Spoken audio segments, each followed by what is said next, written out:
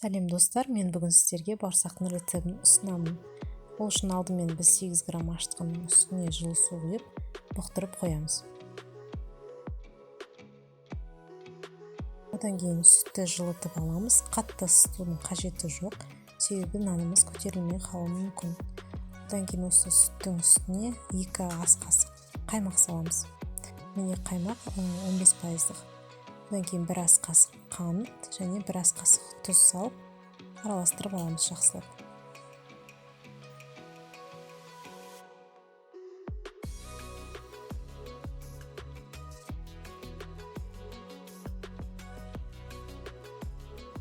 Араластырып алғаннан кейін осының үстіне суға бұқтырылған ашытқымызды құямыз.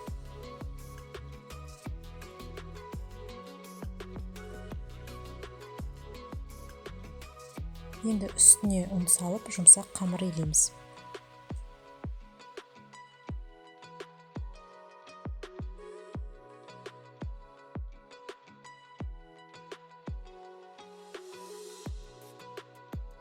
Қамырымыз осындай жұмсақ болып шықты. Енді бетін жауып, жылы жерге 30-40 минутқа қойып қоямыз көтерілгенше. Бауырсақтың формасын қалауларыңыз бойынша істесеңіздер болады. Мен осындай домалақ бауырсақты жасадым. Үйдегі стаканның немесе кесенің көмегімен ойып аламыз. Одан кейін бетін жауып 20 минутқа қойып қоямыз көтерілу үшін.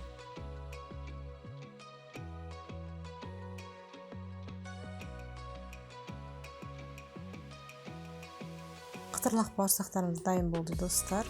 Менің каналыма тіркелуді ұмытпаңыздар.